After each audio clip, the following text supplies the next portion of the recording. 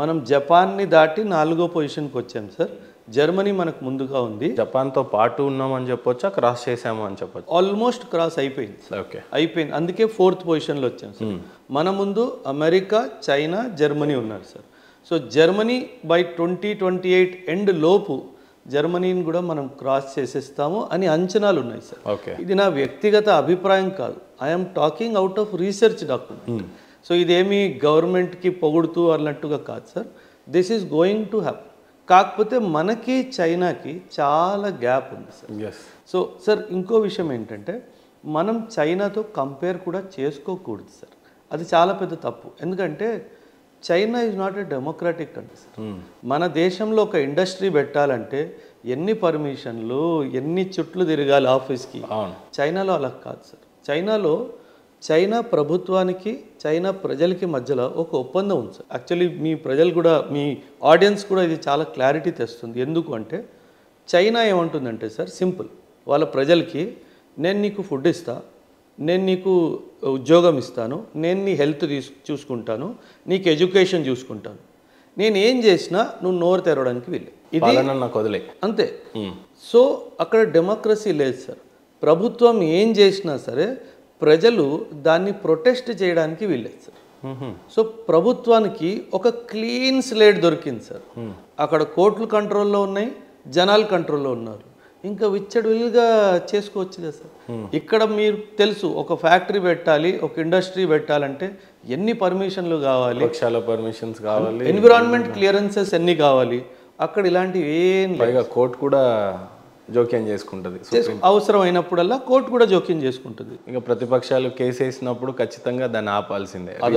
ఉదాహరణకు ఇప్పుడు రేవంత్ రెడ్డి గారు మొన్న హెచ్సిఎల్ ల్యాండ్ 400 acres నేను మంచి చేయాలని చూస్తున్నానయ్యా, చట్టపరంగా కోర్టులో గెలిచే వచ్చి ఆ తర్వాత నేను స్టార్ట్ చేస్తున్నానంటే అన్ని పార్టీలు పడ్డాయి. దాంట్లో నిజం ఎంత అబద్ధం ఎంత అనే దానికన్నా వర్క్ అయితే ఆగింది.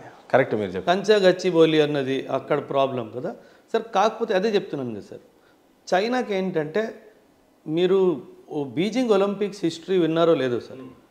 ఒలింపిక్స్ చేయాలి అంటే విశాలమైన స్టేడియంస్ అవన్నీ కావాలి సార్. హిస్టరీలో మీరు బీజింగ్ చూసుకుంటే ఇప్పుడు మనకు అమీర్పేట్లో ఎలా ఉంటాయి, హాస్టల్ ఇరుగ్గా ఉంటాయి కదా sir.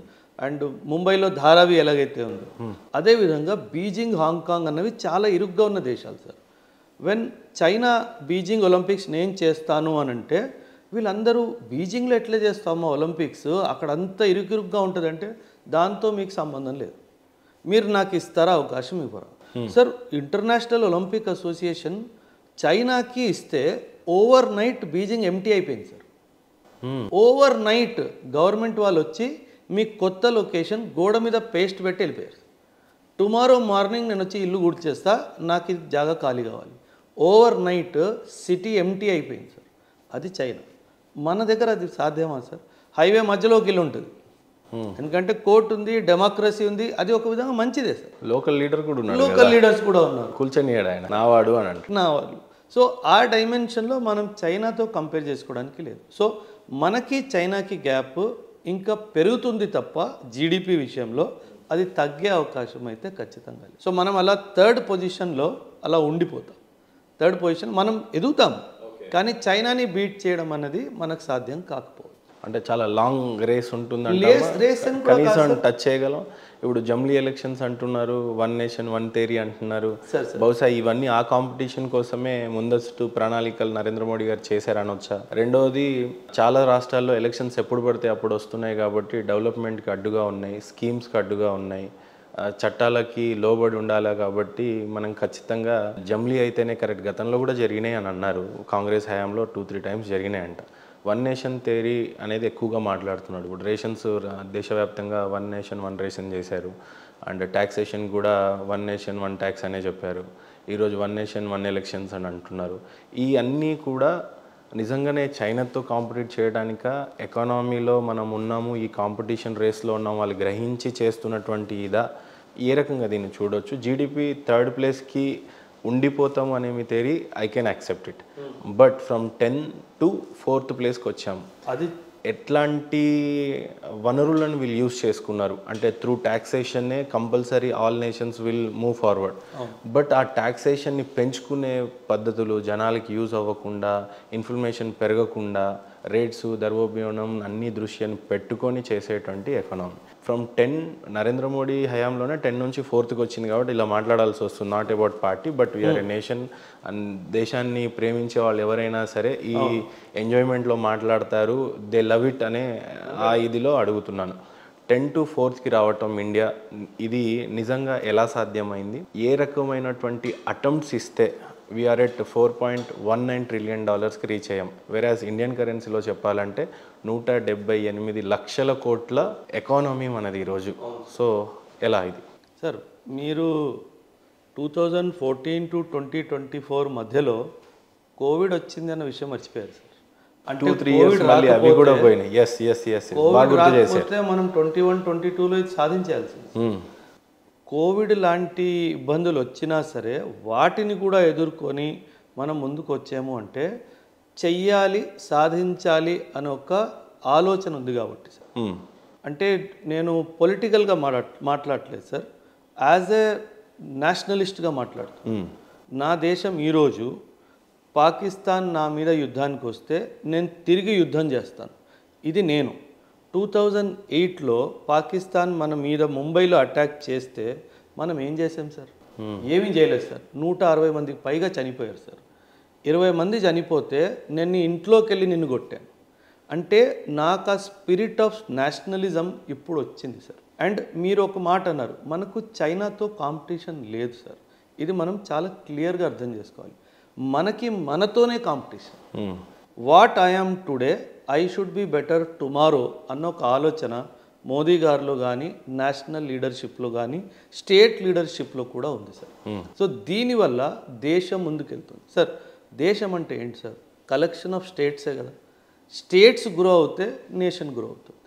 Nation is a collection of state spirit. అందుకే మనం కాన్స్టిట్యూషన్లో కూడా అంటాము, India is a federal country with a unitary tilt అని చెప్పేసి అంటాం. సో మన రాష్ట్రాలు బాగుపడితేనే మన దేశం బాగుపడుతుంది సార్. సో ఖచ్చితంగా రాష్ట్రాల కాంట్రిబ్యూషన్, మన తెలంగాణ కానీ, ఆంధ్ర కానీ, వీళ్ళ contribution in the national growth చాలా ఎక్కువ ఉంది సార్. అంటే the way IT is coming up in our 2 states ఇంకా ఎక్కడ లేదు sir. We are the biggest service providers to the country. ఎక్కడ లేని వాళ్ళు హైదరాబాద్లో వచ్చి ఇక్కడ ఉద్యోగం చేస్తున్నారు సార్. ఎందుకు చేస్తున్నారు? ఎందుకంటే ప్లాట్ఫామ్ మనం అందించాం కాబట్టి. సో ఇలా మనం గత 10 సంవత్సరాల్లో సర్వీస్ సెక్టర్ చూసుకుంటే కానీ, అగ్రికల్చరల్ సెక్టర్ చూసుకుంటే కానీ sir 330+ million tonnes of food production జరిగింది sir. 330 million tonnes is not a joke sir. ఈరోజు ఇండియన్ జీడిపిలో చూసినట్లయితే అగ్రికల్చర్ కాంట్రిబ్యూషన్ మైబీ 19% అనుకుంటా. 17 అంటే 1,00,000 కోట్లో 19% అంటే ఆల్మోస్ట్ 20 లక్షల కోట్లు. అసలు మామూలు విషయం కాదు. అదే కదా సార్. అంటే అగ్రికల్చర్ దట్టు మనం మన ఫార్మర్స్ కాంట్రిబ్యూషన్ని మర్చిపోతాం సార్. సో నేను ఎప్పుడూ చెప్తాను sir, 2 people's contribution to the country. ఒకటి సోల్జరు, ఒకటి ఫార్మర్. ఎప్పుడూ మర్చిపోకూడదు సార్. మనం అన్నం తింటున్నాము అంటే రైతు పండిస్తున్నాడు కాబట్టే తింటున్నాం సార్. కోవిడ్లో కూడా రైతు ఇంట్లో కూర్చోలేదు సార్. పొలానికి వెళ్ళి ప్రొడక్షన్ చేసాడు కాబట్టే మనం అందరం తిన్నాం. డాక్టర్ల రోల్ ఉంది, మిగతా వాళ్ళందరి రోల్ ఉంది, ఫస్ట్ రెస్పాండర్స్ రోల్ ఉంది, కానీ రైతు రోల్ ఎంతో పెద్దది సార్. సో ఖచ్చితంగా ఎప్పుడైనా సరే మనం ఫార్మర్ని, సోల్జర్ని అంటే మనం అనవచ్చా సార్? ఇప్పుడు మన జీడిపి ఎకానమీ చూసినట్లయితే $14.19 trillion అని అన్నాం కదా, అంటే $4.19 trillion. ఈ కాంట్రిబ్యూషన్లో ఎక్కువగా జిఎస్టీని అని చెప్పవచ్చా? ఒకటి. రెండవది ఫార్మర్స్. మూడవది ఏది తీసుకోవచ్చు? అసలు ఏది మేజర్ రోల్స్ తీసుకోవచ్చు? Actually $14.19 industrial 100% sir. మనము ఒకప్పుడు సార్, మీరు డెఫినెట్గా మీ చిన్నప్పుడు కూడా పేరెంట్స్కి నేను బిజినెస్ చేస్తా అంటే ఒక నెగటివ్ మైండ్ సెట్ ఉండేది. బిజినెస్ మంచిది కాదు, job is the security, job is the safest. A parent అయినా అదే చెప్పేవాళ్ళు. ఎగ్జాక్ట్. ఇప్పుడే ఎంటర్‌ప్రెన్యూర్స్ అనే పదాన్ని కూడా నేను వినడం. ఎగ్జాక్ట్. ఈ మార్పు గత 10 సంవత్సరాల్లోనే వచ్చింది. ఇప్పుడు మనం ఒకప్పుడు చిన్నప్పుడు మీరు కూడా వినే ఉంటారు, చదవకపోతే నాశనం అయిపోతావురా అని చెప్పేవాళ్ళు పిల్లలు, పేరెంట్స్. అడుక్కు తింటావురా అని కూడా చెప్పేవాళ్ళు.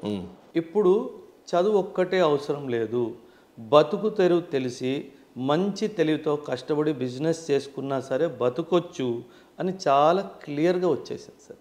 సో ఇది ఎందుకు జరిగింది అంటే లాస్ట్ 10 ఇయర్స్లో మన దేశ ప్రభుత్వము, మన రాష్ట్ర ప్రభుత్వాలు ఆంటర్ప్రీనర్స్కి ఒక హెల్పింగ్ హ్యాండ్ ఇచ్చి, ప్లాట్ఫామ్ ఇచ్చి, మీరు బిజినెస్లు చేయండి, ఎంప్లాయ్మెంట్ వస్తుంది, జీడిపి పెరుగుతుంది, ట్యాక్స్ రూపంలో గవర్నమెంట్కి ఆదాయం వస్తుంది అన్న ఒక పాజిటివ్ యాటిట్యూడ్తో ఒక ప్లాట్ఫామ్ ఇచ్చారు కాబట్టే ఇదంతా జరుగుతుంది సార్.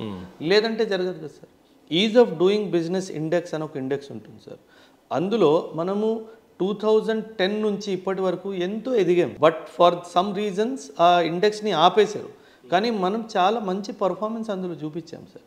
సో సార్ ఇప్పుడు ఇండియాకి బయట నుంచి ఇన్వెస్ట్మెంట్ వస్తుంది అంటే దానికి కారణము పొలిటికల్గా మనం మంచి సపోర్ట్ చేస్తున్నాం అనే కదా సార్. సింగపూర్ నుంచి కానీ, మలేషియా నుంచి కానీ, అమెరికా నుంచి కానీ డబ్బులు ఎందుకు వస్తున్నాయి సార్? ఎందుకంటే ఇండియాలో ఎదుగుదలకి అవకాశం ఉంది. టాప్ మోస్ట్ మ్యానుఫ్యాక్చరింగ్ యూనిట్స్ వస్తున్నాయని వింటున్నాము, ఐటీ కంపెనీస్ అని. కరెక్ట్. ఇప్పుడు ఫార్మాస్యూటికల్ సార్ చాలా పెద్ద గేమ్ చేంజర్, కాకపోతే silent game changer sir. Pharmaceutical అడవిడ్ చేయదు సార్, కానీ కాంట్రిబ్యూట్ చేసేస్తారు. కానీ ప్రతి స్టేట్స్లో ఉంది ఫార్మా ఇండస్ట్రీ పెరగడం. ఎస్పెషల్లీ తెలంగాణ, షాద్నగర్ ఈ ఏరియా మొత్తం అయితే ఫార్మా బెల్టే తయారవుతుంది.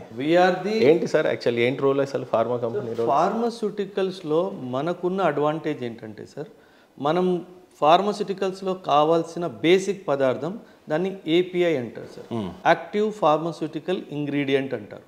ఇది మనం చైనా నుంచి ఇంపోర్ట్ చేసి దాని మీదుగా మందులు తయారు చేస్తాం సార్.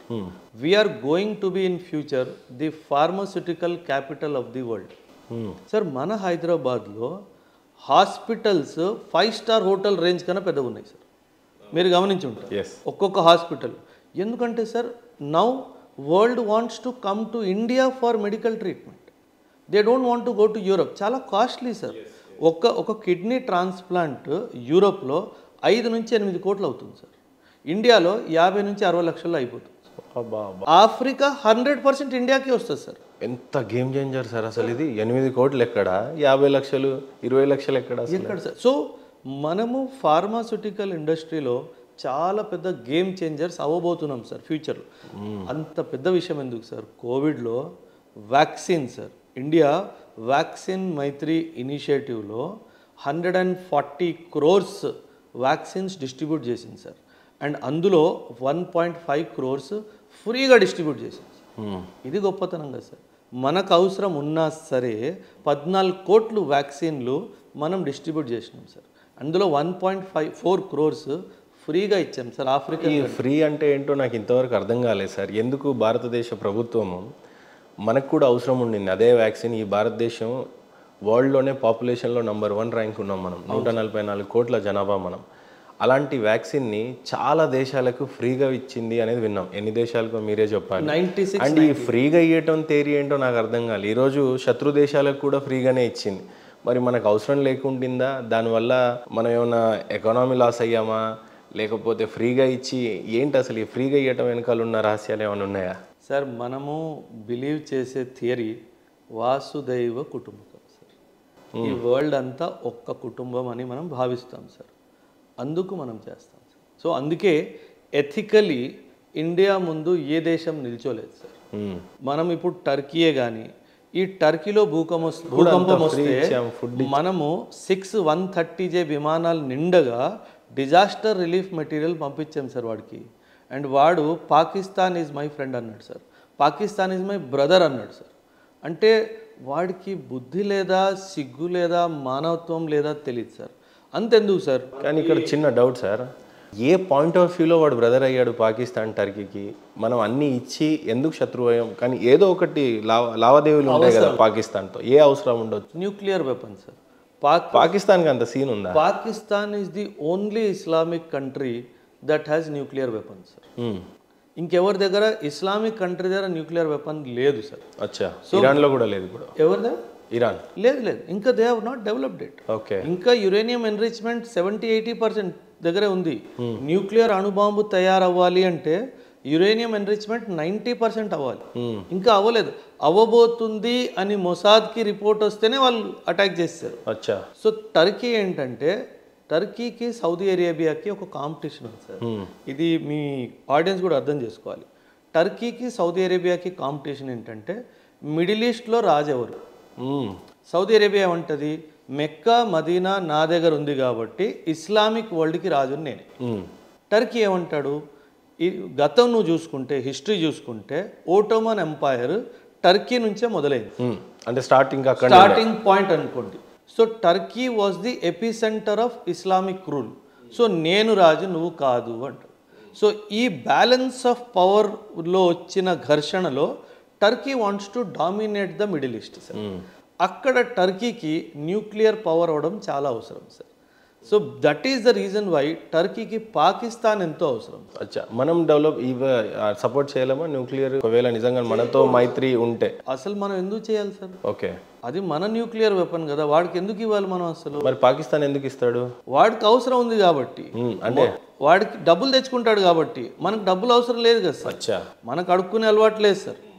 పాకిస్తాన్కు ఉన్నట్టు అడుక్కునే అలవాటు భారతదేశానికి లేదు. మీకు హిస్టరీ తెలిస్తే కనుక 1991లో మనం IMFలో బెయిల్అవుట్ ప్యాకేజ్ తీసుకున్నాం సార్.